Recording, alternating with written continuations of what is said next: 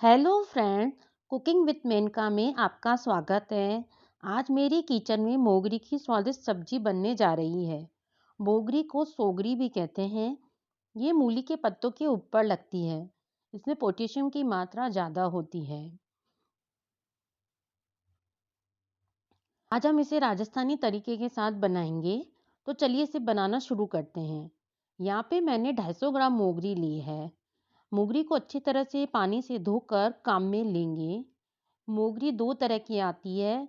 ये लंबी वाली मोगरी है, एक छोटी छोटी मोगरी भी आती है। हम मोगरी के ऊपर व पीछे के नाके तोड़ देंगे। खराब मोगरी को भी निकाल देंगे और इनको टुकड़ों में काट लेंगे। अब इसमें और डालने के लिए एक गाजर, आलू, प्याज, टमाटर, हरी मिर्ची, अदरक का टुकड़ा, 7-8 लहसुन की कली लेंगे। हरी मिर्ची, अदरक और लहसुन को क्रश कर लेंगे। फिर कढ़ाई लेंगे। कढ़ाई में 2 बड़े चम्मच तेल डालेंगे। मैं यहाँ पे सरसों का तेल काम में ले रही हूँ। आप जो भी तेल खाते हैं उसी तेल में बना सकते हैं।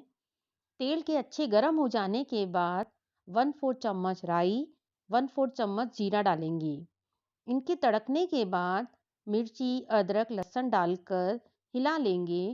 1 मिनट बाद बारीक बारीक प्याज डालेंगे। प्याज को भी 1-2 मिनट तक भून लेंगे। आलू के छोटे छोटे चौकोर पीस कर डालेंगे। फिर मोगरी ऐड करेंगे।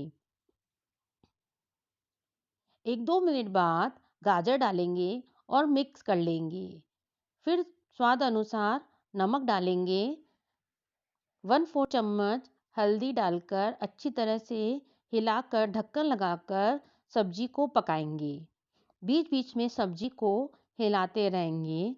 जब सब्जी थोड़ी सी पक जाए उसके बाद में हम टमाटर के छोटे छोटे पीस कर डालेंगे। टमाटर डालने के बाद 2-3 मिनट तक और पकाएंगे जिससे कि हमारे टमाटर भी गल जाएं।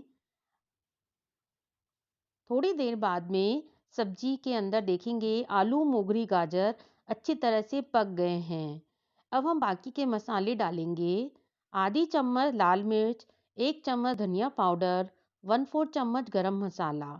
मसाले डालने के बाद अच्छी तरह से मिक्स कर लेंगे जिससे कि मसाले भी पक जाएं। हमने इसमें 1 टमाटर डाला था, इसलिए मैं यहाँ पे 1/4 चम्मच अमचूर पाउडर डाल रही हूँ। अगर आप टमाटर की मात्रा ज़्यादा डालें, 1 से ज़्यादा यानी 2 डालें तो अमचूर की आवश्यकता नहीं होगी। सब्जी हरा धनिया डालेंगे जो कि सब्जी को और टेस्टी बनाता है। आप अगर इस तरीके से बनाएंगे तो जो मोगरी नहीं खाता है वो भी इसे मांग मांग कर खाएगा। ये सब्जी बड़ी ही स्वादिष्ट लगती है। अगर आपको मेरी बनाई हुई रेसिपी पसंद आए तो कृपया मेरे वीडियो को लाइक करें, शेयर करें और सब्सक्राइब करें। धन्यवाद।